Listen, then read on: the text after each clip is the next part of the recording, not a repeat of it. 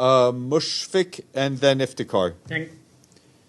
Thank you, Stefan. Has the Bangladeshi Authority agreed to accept more Rohingya refugees, given the government's declaration that they will not accept anymore? And also, what is the United Nations response to the allegation of the forcible removal of Rohingya refugees from India to Bangladesh, as detailed in the recent submission by Garnica 37 Chambers to the International Criminal Court? আসসালামু আলাইকুম প্রিয় দর্শক, finally চলে আসলাম update ও গুরুত্বপূর্ণ কিছু news নিয়ে আপনাদের মাঝে। প্রিয় দর্শক, অবশ্যই ভিডিওটি শেষ অবধি দেখবেন। দর্শক, আপনাদের কাছে ছোট্ট একটি অনুরোধ, দেশ এবং দেশের বাইরে হলে কমেন্ট বক্সে লিখে জানিয়ে দেবেন, আর চ্যানেলে নতুন হলে সাবস্ক্রাইব করে পাশে থাকা বেল বাটনটি অবশ্যই অল করে দেবেন, কারণ পরবর্তী আপডেট নিউজ সবার আগে পাওয়ার জন্য প্রিয় দর্শক আর অবশ্যই একটি লাইক দেবেন। দর্শক, আর দেরি নয়, মূল ভিডিওতে যাওয়া যাক। আপনাদের স্বাগত জানাই আমার কথা শুনবার জন্য। বাংলাদেশের অর্থনৈতিক সংকটের কথা আমরা কম বেশি সকলেই জানি, এবং এই সংকটের একটা বড় কারণ বা জায়গা হচ্ছে বাংলাদেশের ব্যাংকিং খাত। ব্যাংকিং খাতের বিপর্যয় আমরা লক্ষ্য করছি। এখন এক ব্যাংকে আরেক ব্যাংকের সঙ্গে মার্জ করে দেবার পরিকল্পনা নেওয়া হয়েছে, কিছু কিছু ক্ষেত্রে হয়েছে, কিছু কিছু ক্ষেত্রে হয়নি। সেটি নিয়ে অর্থনীতিবিদরা বা বিশেষজ্ঞরা অনেক রকমের মন্তব্য করছেন, অনেকেই এটাকে যৌক্তিক মনে করছেন না।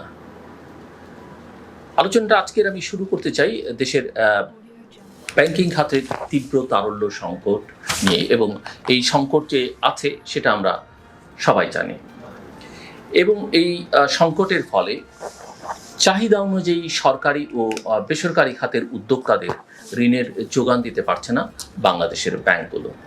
এই পরিস্থিতিটা উদ্বেগজনক, কারণ এর ফলে সংকুচিত হয়ে পড়ছে অর্থনৈতিক কর্মকাণ্ড। বিপর্যয় দেখা দিয়েছে উৎপাদন খাতে, এবং নতুন কোনো কর্মসংস্থানের সৃষ্টি হচ্ছে না। অথচ সরকারি এবং বেসরকারি খাত এবার ব্যাংক খাত থেকে লক্ষ্যমাত্রার চেয়ে কম ঋণ নিয়েছে। ঋণ নিতে পারছে না, কারণ ঋণ নেবার সুযোগ সীমিত।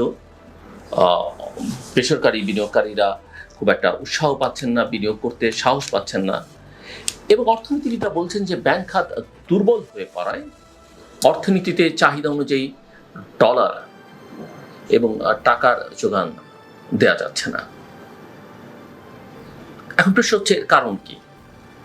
বস্তুত অনিয়ম, দুর্নীতি এবং আস্থাহীনতার ফলে তারল্য সংকটে পড়েছে বাংলাদেশের এই ব্যাংকগুলো।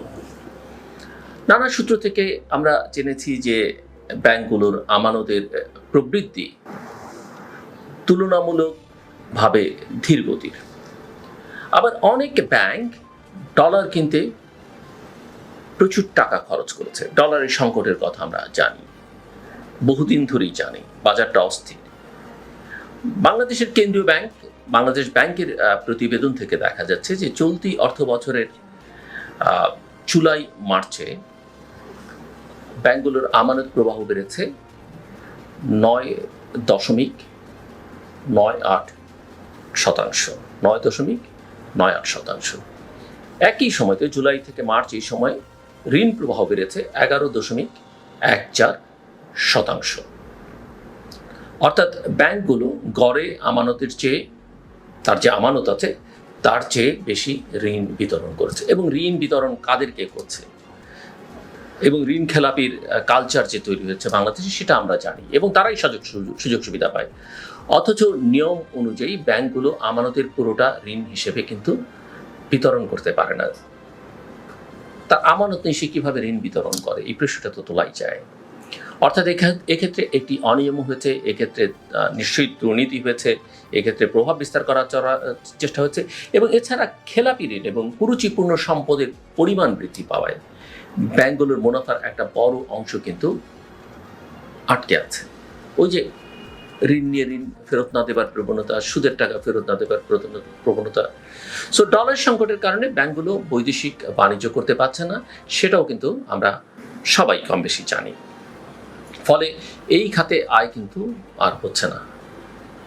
ব্যাংকিং খাতের এই সংকট নিয়ে আলোচনা করতে গিয়ে বা একটা গবেষণা করতে গিয়ে বেসরকারি গবেষণা সংস্থা centre for policy dialogue, CPD, অত্যন্ত পরিচিত, অত্যন্ত অর্থনৈতিক খাত নিয়ে কাজ করা সবচেয়ে শীর্ষ প্রতিষ্ঠান বাংলাদেশের আমি বলবো, তারাই সম্প্রতি একটি সেমিনার করেছে দেশের ব্যাংকিং খাত নিয়ে। সেখানে সমাজের বিভিন্ন স্তরের অত্যন্ত গুরুত্বপূর্ণ ব্যক্তিবর্গ ছিলেন, অর্থনীতিবিদরা ছিলেন, ব্যবসায়ীরা ছিলেন, বাংলাদেশ ব্যাংকের সাবেক গভর্নর ছিলেন। এবং বাংলাদেশের ব্যাংকিং খাতের সামনে কি সেমিনারের শিরোনাম ছিল এটি। এই সেমিনারটিতে অংশগ্রহণকারী অর্থনীতিবিদ এবং বিশেষজ্ঞ যারা ছিলেন তাদের বক্তব্যে এটা অত্যন্ত স্পষ্টভাবে উঠে আসে যে এই খাতের বহুল আলোচিত সমস্যাগুলো আমি নিজেও আপনাদের এখানে বহুবার আলোচনা করেছি এই চ্যানেলে, আমার শোতে। যেমন ধরা এই সমস্যাগুলো হচ্ছে দেশে প্রকৃত খেলাপি ঋণের পরিমাণ 5.5 লাখ কোটি টাকা। 5.5 লক্ষ কোটি টাকা হচ্ছে খেলাপি ঋণের পরিমাণ। রাষ্ট্রীয় ব্যাংকের পাশাপাশি বেসরকারি ব্যাংকেও খেলাপি ঋণ বাড়ছে, অথচ ব্যাংক লুটেরাদের বিরুদ্ধে নেওয়া হচ্ছে না কোনো ব্যবস্থা। খেলাপি ঋণ আদায়ের জন্য যে আইনি কাঠামো দরকার বাংলাদেশে, তা কিন্তু আমরা দেখতে পাই না, বা সেটা নেই বললেই চলে। পর্যাপ্ত বিচারকের অভাবে ঋণ খেলাপির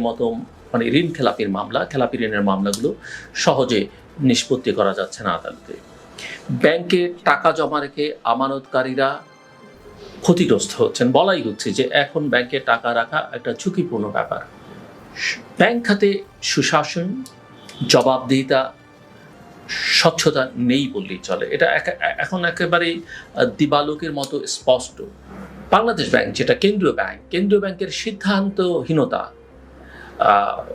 প্রতিনিয়ত ঘন ঘন সিদ্ধান্ত পরিবর্তনের প্রসঙ্গ কিন্তু আলোচনায় আসে। ব্যাংক দেশের অর্থনীতির একটা অন্যতম চালিকা শক্তি, সে কথা আমরা সবাই জানি। এবং সবাই একথাও জানেন যে এ খাতে দীর্ঘদিন ধরে বিরাজ করছে নানা সমস্যা, দুর্নীতি, অনিয়ম, বিশৃঙ্খলা তো আছেই। সেই সঙ্গে এ খাতের একটি বড় সমস্যা হলো উচ্চ খেলাপি ঋণ। একদিকে উচ্চ খেলাপি ঋণ, আবার সেই ঋণ ফেরত না দেয়া, এবং তারা মাঝে মধ্যে সেগুলোকে অ্যাডজাস্টও করে নেয়। সো মাত্রাতিরিক্ত খেলাপি ঋণ ব্যাংকগুলোর মূলধন ঘাটতির একটা অন্যতম বড় কারণ হয়ে দাঁড়িয়েছে এই সময়টাতে। বলা যায় খেলাপি ঋণ ব্যাংকগুলোর ভিত্তিকে নড়বড় করে দিয়েছে, অত্যন্ত দুর্বল করে দিয়েছে খেলাপি ঋণ। খেলাপি ঋণ শুধু ব্যাংক খাতে নয়, দেশের সামগ্রিক অর্থনীতিতেই একটা বড় ঝুঁকি তৈরি করেছে। মাত্রাতিরিক্ত বা লিমিটলেস খেলাপির প্রভাব পড়েছে ঋণ ব্যবস্থাপনায়। ফলে এগুতে পারছে না বাংলাদেশের সাধারণ উদ্যোক্তারা, বাংলাদেশের ভালো উদ্যোক্তারা। পরিণামে বাড়ছে না বিনিয়োগ, এবং বিনিয়োগ যখন বাড়ে না তখন কর্মসংস্থান হয় না, এবং এর প্রভাব কিন্তু প্রবৃদ্ধিতে পড়ে। কাজেই খেলাপি ঋণ নিয়ন্ত্রণ করা অত্যন্ত জরুরি হয়ে পড়েছে। এটা নিয়ে বহু আলোচনা হয়েছে, সংসদে কথা হয়েছে, কিন্তু কাজের কাজ কিছুই হচ্ছে না। বিশেষজ্ঞরা মনে করেন যে সংকট নিরসনে স্থায়ী পদক্ষেপ হিসাবে ব্যাংকিং খাতকে ঠেলে সাজানো প্রয়োজন, এবং এই প্রেক্ষাপটে সব ব্যাংকে শুধু যোগ্যতার ভিত্তিতে পরিচালক নিয়োগ দেওয়ার সুপারিশ কিন্তু বিভিন্ন মহল থেকে করা হয়েছে, এবং সেট আপ পলিসি ডায়ালগ সিপিডিও কিন্তু সেই একই সুপারিশ করেছে।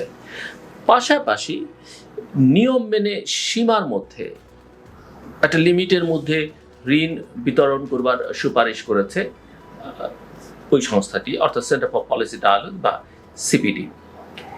এক ব্যক্তি বা গ্রুপের হাতে একটি বেশি ব্যাংকের নিয়ন্ত্রণ ভার না দেওয়ার পরামর্শ দেওয়া হয়েছে। যে কথা আমি বলছিলাম যে একজন ব্যক্তির হাতেই 7-8টি ব্যাংক। ব্যাংক খাত সংস্কারে একটি ব্যাংক কমিশন গঠনের দাবি জানিয়েছে সিপিডি। বস্তুত ব্যাংকিং খাতের সংস্কারে একটা কমিশন গঠনের দাবি দীর্ঘদিনের, এবং ব্যাংক কোম্পানি আইনে প্রয়োজনীয় সংশোধনী আনার দাবিও কিন্তু বিভিন্ন মহল থেকে বহু বছর ধরে করা হচ্ছে। ব্যাংকগুলোর, বিশেষত রাষ্ট্রায়ত্ত ব্যাংকের কর্মকাণ্ড সূক্ষ্মভাবে তদারক করতে হবে, এবং এর কোনো বিকল্প কিন্তু নেই। নিশ্চিত করতে হবে যে কেন্দ্রীয় ব্যাংকের স্বায়ত্তশাসন। সরকারের বিগত মেয়াদে আমরা দেখেছি যে ব্যাংক খাত নানা সমস্যার মধ্যে দিয়ে গেছে এবং নানা সমস্যায় সেটা পড়েছে, এবং আমাদের অনেকেরই মনে আছে যে তখনকার অর্থমন্ত্রী দায়িত্ব গ্রহণের পরপরই খেলাপি ঋণের বিরুদ্ধে কঠোর ব্যবস্থা গ্রহণ করবার কথা বলেছিলেন। সংসদে তালিকা প্রকাশ করা যাচ্ছে না সে কথাও কেউ কেউ বলছিলেন, তালিকা প্রকাশ করবার সাহস তাদের নেই সে কথাও কেউ কেউ বলছিলেন। কখনো কখনো তালিকা অবশ্যই প্রকাশিত হয়েছে, সবার না হলেও কারো কারো, এবং খেলাপি ঋণ আদায়ের বিষয়ে দৃঢ় অবস্থানের জন্য অনেকেই সেই সময় সেই মন্ত্রীকে সাধুবাদও জানিয়েছিলেন, কিন্তু আসলে শেষ পর্যন্ত তিনি কিছুই করতে পারেননি, এবং এটা দুর্ভাগ্যজনক যে এই বক্তব্যের বাস্তবায়ন আমরা কিন্তু একেবারেই দেখিনি। কথা মালার মধ্যেই সীমাবদ্ধ ছিল। তাই বর্তমান অর্থমন্ত্রী যিনি আছেন খেলাপি ঋণ সহ ব্যাংক খাতে বিদ্যমান সব অনিয়ম নিরসনে তিনি ভূমিকা পালন করবেন, এটা সকলের প্রত্যাশা। কিন্তু আগের অর্থমন্ত্রীকে আমরা অ্যাক্টিভ দেখিনি, বর্তমান অর্থমন্ত্রী আসলে এই ফিল্ডেরই নন, এবং তিনি একজন বয়োবৃদ্ধ, সব মিলিয়ে তিনি কতটা করতে পারবেন সেটা একটা বড় প্রশ্ন। অনিয়ম রোধে ব্যাংক খাতে স্বচ্ছতা ও সুশাসন নিশ্চিত করা অত্যন্ত জরুরি হয়ে পড়েছে, এবং এই খাতের নিয়োগ ব্যবস্থাপনা সহ প্রতিটি ক্ষেত্রে সততা ও দক্ষতা নিশ্চিত করা প্রয়োজন, এবং এর কোনো বিকল্প কিন্তু আসলে নেই। এবং ব্যাংকিং খাত ঠিক না হলে অর্থনীতিও ঠিক করা যাবে না। কোথাও কোনো অনিয়ম দুর্নীতি ধরা পড়লে সব ধরনের রাজনৈতিক বিবেচনার ঊর্ধ্বে থেকে দায়ীদের বা দোষীদের বিরুদ্ধে ব্যবস্থা নিতে হবে, তাদের বিচারের আওতায় আনতে হবে। এই বিষয়ে সেন্টার ফর পলিসি ডায়ালগ সিপিডির ডিস্টিংগুইশড ফেলো বা সম্মানীয় ফেলো ডক্টর মুস্তাফিজুর রহমানের বক্তব্য অত্যন্ত প্রণিধানযোগ্য, এবং ডক্টর মুস্তাফিজ বলেছেন যে ব্যাংক খাতকে বর্তমান অবস্থা থেকে টেনে তুলতে হলে, বর্তমানে যে ভয়াবহ অবস্থার মধ্যে ব্যাংকিং খাত আছে, টেনে তুলতে হলে সর্বোচ্চ পর্যায় থেকে রাজনৈতিক সিদ্ধান্ত নিতে হবে। রাষ্ট্রের সরকারের সর্বোচ্চ পর্যায় থেকে এই সিদ্ধান্ত নিতে হবে। আমরা এমন একটি সিদ্ধান্তের অপেক্ষায় আছি, যদিও সেই সিদ্ধান্ত পাওয়া যাবে কিনা সেটা নিয়ে অনেকের মধ্যে সন্দেহ থাকলেও থাকতে পারে। এই পরিস্থিতি থেকে উত্তরণের জন্য ব্যাংকগুলোর সুশাসন প্রতিষ্ঠা অত্যন্ত জরুরি। সুশাসনের মাধ্যমে, এবং এটা ওই যে ব্যাংক মার্জারের মধ্য দিয়ে সমস্যার সমাধান হবে না, যেটা দরকার সুশাসন, এবং সুশাসনের মাধ্যমে এ খাতে সব ধরনের অনিয়ম, দুর্নীতি, জালিয়াতি বন্ধ করতে হবে। খেলাপি ঋণ আদায়ে তৎপর হতে হবে, এবং তাদেরকে আর কোনো সুবিধা দেওয়া যাবে না। অর্থ পাচার রোধে নিতে হবে কার্যকর পদক্ষেপ। লক্ষ লক্ষ টাকা দেশের বাইরে চলে গেছে, আমরা বলছি না, সরকারই বলছে, সরকারের কোনো কর্তা ব্যক্তি মন্ত্রীবর্গের কথা বলেছেন। আর এইসব বিষয় যদি আমরা নিশ্চিত করতে চাই, এবং এইসব বিষয় নিশ্চিত করতে হলে কেন্দ্রীয় ব্যাংকের অর্থাৎ সেন্ট্রাল ব্যাংক, বাংলাদেশ ব্যাংকের কঠোর ভূমিকা কাম্য, এবং বাংলাদেশ ব্যাংক সেটা করতে পারবে কিনা সেটাও একটা বড় প্রশ্নের বিষয়। রাজনৈতিক বিবেচনায় অথবা অন্য যে কোনো কারণেই হোক না কেন, কোনো ধরনের ছাড় দেওয়া চলবে না। ব্যাংকিং খাত হচ্ছে যে কোনো দেশের অর্থনীতির চালিকা শক্তি, এবং এই খাত দুর্বল থাকলে সামগ্রিক অর্থনীতির ভিত কিন্তু দুর্বল হতে বাধ্য। তাই ব্যাংকিং খাত রক্ষায় যে কথা আমি বারবার বলবার চেষ্টা করছি, বারবারই এই কথা বলতে হবে, আমাদের সবাইকে মিলে বলতে হবে যে কঠোর হওয়ার কোনো বিকল্প নেই, আমাদের কারোর সামনে নাই। এবার আমি আরেকটি প্রসঙ্গে একটু আলোচনা করতে চাই। আমরা জানি যে $5 বিলিয়ন বা তারও বেশি কম বিভিন্ন সময় আমরা ওয়ার্ল্ড ব্যাংক থেকে নেই, আমরা IMF থেকে নেই, আমরা তাদের নীতি কথা শুনি, এবং এই নীতি কথা যে একেবারে ফেলে দেওয়ার মতো তাও বলা যাবে না, কিন্তু $100 বিলিয়ন পাঠায় কিন্তু আমাদের প্রবাসীরা। IMF এর সব কথা সবসময় শোনা যাবে না, এ কথা ঠিক, কিন্তু সংস্কারগুলো যদি আমরা ধীরে ধীরে করতাম, তাদের কথাও শুনতাম, তাও তো দেশের কল্যাণ হতো। কিন্তু এখন যখন আমার টাকা দরকার, টাকা দিতেই হবে, আর তার শর্ত মানতে হবে, সেই কঠিন শর্তগুলো মানতে গিয়ে সাধারণ মানুষ যারা এমনিতেই অর্থনৈতিক চাপের মধ্যে আছে তাদের আরো চাপের মধ্যে ফেলে দিচ্ছি। কিন্তু যেই $100 বিলিয়ন আমরা যাদের কাছ থেকে পাই, সাধারণ মানুষ, খেটে খাওয়া মানুষ, শ্রমজীবী মানুষ বিভিন্ন দেশে আছে, তাদের কথা তো শুনিই না, তাদের ন্যূনতম সম্মানও আমরা দিই না। আমরা এটা লক্ষ্য করছি যে আইএমএফের সব কথা সরকার শুনছে, কিন্তু বৈদেশিক মুদ্রার যোগানদাতা, $100 বিলিয়ন যোগানদাতা প্রবাসীদের কোনো মূল্য আমাদের কাছে নেই, সরকারের কাছে নেই। বৈদেশিক মুদ্রার চাপ সামলাবার জন্য আন্তর্জাতিক মুদ্রা তহবিল বা আইএমএফ থেকে 470 কোটি বা $4.70 বিলিয়ন ঋণ নিয়েছে সরকার। 2023 সালে শুরু হওয়া ঋণ প্রকল্পের শেষ কিস্তি ছাড় হবে 2026 সালে।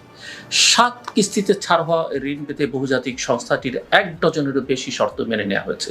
এর মধ্যে ঋণের সুদহার বাজার ভিত্তিক করা, ডলারের বিনিময় হার বাজারের উপর ছেড়ে দেওয়া, টাকার রেকর্ড অবমূল্যায়ন, আর্থিক খাত সংস্কার, জ্বালানি তেল, বিদ্যুৎ, গ্যাসের মূল্য বৃদ্ধি, বাজেটের কাঠামোগত পরিবর্তনের মতো কঠিন শর্ত কিন্তু রয়েছে, এবং এই শর্তগুলো কিন্তু এখন সরকারকে মানতে হচ্ছে এবং তার চাপ কিন্তু জনগণের উপরে পড়ছে। চলতি অর্থ বছরের প্রথম 10 মাসেই প্রবাসীরা ব্যাংকিং চ্যানেলে দেশে রেমিটেন্স পাঠিয়েছেন প্রথম 10 মাসে $19 বিলিয়ন বেশি, যা আন্তর্জাতিক মুদ্রা তহবিল বা আইএমএফের ঋণ প্যাকেজের মোট অর্থের কয়েক গুণ। সব মিলিয়ে 2019 সালের জুন থেকে চলতি বছরের এপ্রিল মাস পর্যন্ত, 2019-এর জুন থেকে চলতি বছরের এপ্রিল পর্যন্ত 5 বছরেরও কম সময়ে প্রবাসীরা দেশে পাঠিয়েছেন প্রায় $105 বিলিয়ন। 5 বছরে $105 বিলিয়ন রেমিটেন্স হিসেবে পাঠানো প্রবাসীদের এই অর্থে টিকে আছে আমাদের দেশের, অর্থাৎ বাংলাদেশের অর্থনীতি। কিন্তু সরকারের নীতি প্রণয়নে এত পরিমাণ বৈদেশিক মুদ্রা যোগানদাতা প্রবাসীদের কোনো মূল্য আছে বলে মনে হয় না, কোনো প্রয়োজন আছে বলে মনে হয় না, কোনো ভূমিকা আছে বলে মনে হয় না। নিজেদের ন্যায্য অধিকার প্রাপ্তির ক্ষেত্রেও প্রবাসীরা ভুক্তভোগী হচ্ছেন, পদে পদে অসম্মানিত হচ্ছেন। এয়ারপোর্টে ঢোকার সময় থেকেই নানা অব্যবস্থাপনা, ঘুষ, অনিয়ম, দুর্নীতির শিকার হচ্ছেন তারা। এবার আইএমএফের পরামর্শে রেমিটেন্সের উপর কর আরোপের চিন্তাও কিন্তু সরকার করছে, এবং সেটা প্রবাসীদেরকে আরও চাপ ফেলবে এবং আমাদের রেমিটেন্সের উপরে চাপ ফেলবে। অর্থনীতিবিদরা বলছেন কিন্তু যে বাংলাদেশের অর্থনীতি টিকে আছে প্রবাসীদের পাঠানো রেমিটেন্সের উপরে। অবশ্যই সেখানে তৈরি পোশাক খাতের ভূমিকা আছে, সেখানে কৃষির ভূমিকা আছে, কিন্তু তৈরি পোশাক খাতে ইনভেস্টমেন্ট লাগে, কৃষিতে ইনভেস্টমেন্ট আছে, এখানে ইনভেস্টমেন্ট নেই। এবং 1 বছর রেমিটেন্স যদি বন্ধ থাকে তাহলে মারাত্মক বিপদে পড়বে বাংলাদেশের অর্থনীতি। এমন অবদান সত্ত্বেও প্রবাসীরা প্রাপ্য সম্মান মর্যাদা পাচ্ছেন না। আমি বহু জায়গায় কথা বলেছি। উল্টো রাষ্ট্রের সকল প্রতিষ্ঠান থেকে আমাদের প্রবাসীরা পদে পদে নানা রকমের হয়রানির শিকার হন, নানা রকমের অসম্মানের শিকার হন।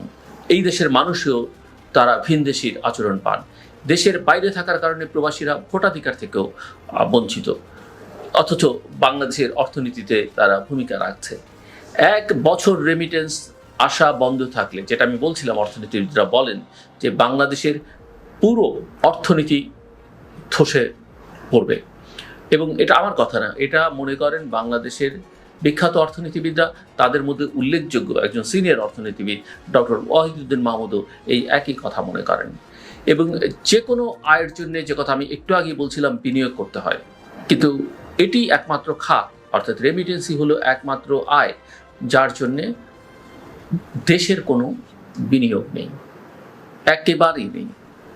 বরং বাংলাদেশিরা যদি অভিবাসী না হতো, বাংলাদেশিরা যদি বিভিন্ন ক্ষেত্রে বিভিন্ন দেশে ছড়িয়ে না পড়তো, তাহলে বেকারত্বের চাপে অর্থনীতি এবং শ্রমশক্তির অবস্থা ভয়াবহ। আমরা জানি যে পিবিএস এর সরকারি হিসাবে 41% তরুণ নিষ্ক্রিয়, তারা কর্মে নেই, কাজে নেই।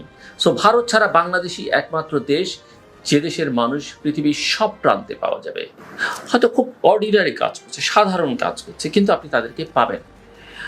বাংলাদেশিরা পৃথিবীর বিভিন্ন দেশে গিয়ে ব্যবসা করে সফল হয়েছেন, অর্থাৎ সাফল্যেরও ইতিহাস আছে। অনেকে অনেক ভালো ভালো জায়গায় চাকরি করছেন। তার মানে দাঁড়াচ্ছে এই যে একটু সুশাসন আর একটু সুযোগ পেলে, একটু প্রণোদনা দিলে, একটু পলিসি সাপোর্ট দিলে বাংলাদেশিরা যে কোনো ক্ষেত্রেই সফল এবং সফল হওয়ার সামর্থ্য রাখে। বৈদেশিক বাণিজ্যের সংকটের কারণেই কিন্তু আইএমএফ বা আন্তর্জাতিক মুদ্রা তহবিলের দ্বারস্থ হয়েছিল বাংলাদেশ। এবং এই ঋণ নিয়ে দেন দরবার শুরু হয় 2022 সালে। চলতি যে ঋণের কথা আমরা বলছি, 2023 সালের 30 জানুয়ারি আন্তর্জাতিক মুদ্রা তহবিলের নির্বাহী বোর্ডের সভায়, অর্থাৎ আইএমএফ এর নির্বাহী বোর্ডের সভায় বাংলাদেশের জন্য $470 কোটি একটা ঋণ প্রস্তাব অনুমোদন হয়।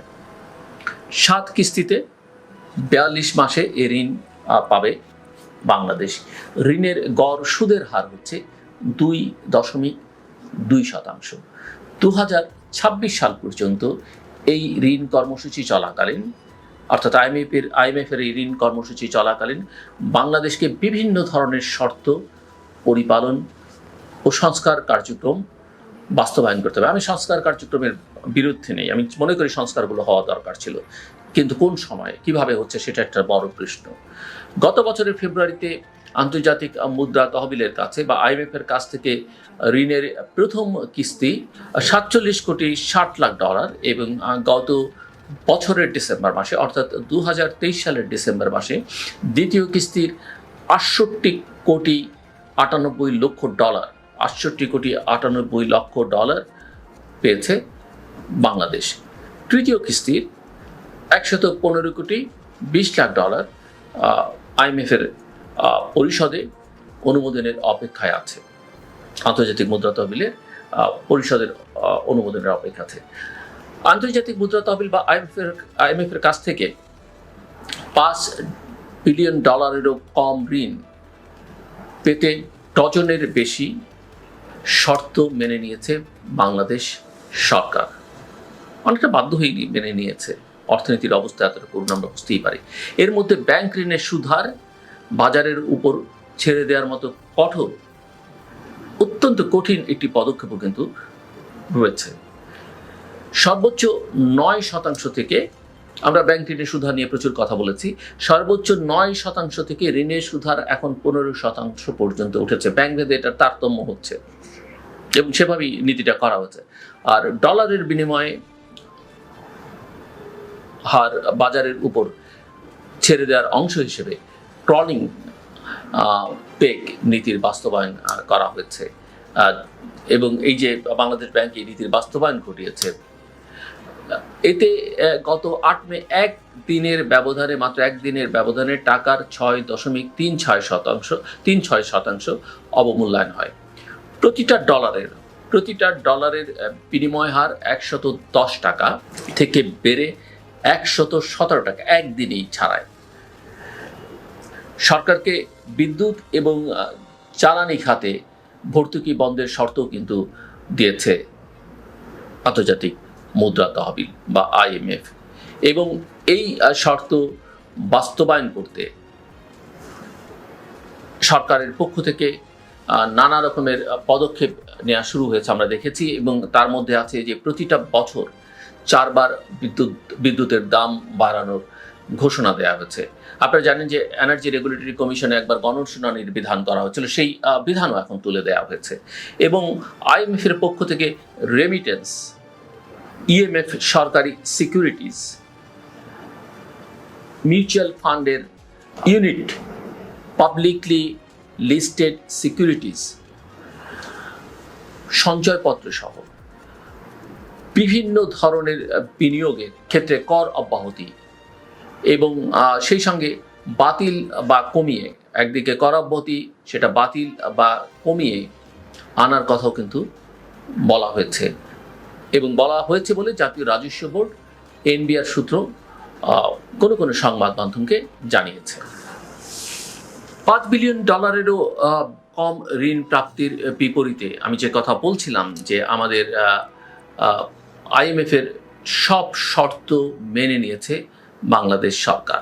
একরকম বাধ্য হয়েছে, আগে যে মানতো এতটা সেটা নয়, হয়তো ধীরে ধীরে মানলে জনগণের জন্য ভালো হতো, দেশের জন্য ভালো হতো। অথচ প্রতি বছর প্রায় $22 বিলিয়ন যোগান দিয়েও আমি যে কথা শুরুতেই বলছিলাম যে প্রবাসীরা সরকারের নীতি প্রণয়নে চরমভাবে ভীষণভাবে উপেক্ষিত এবং বঞ্চিত থেকে যাচ্ছে। আমার কথা শুনবার জন্য আপনাদের অসংখ্য ধন্যবাদ। আপনাদের সবার জন্য শুভকামনা।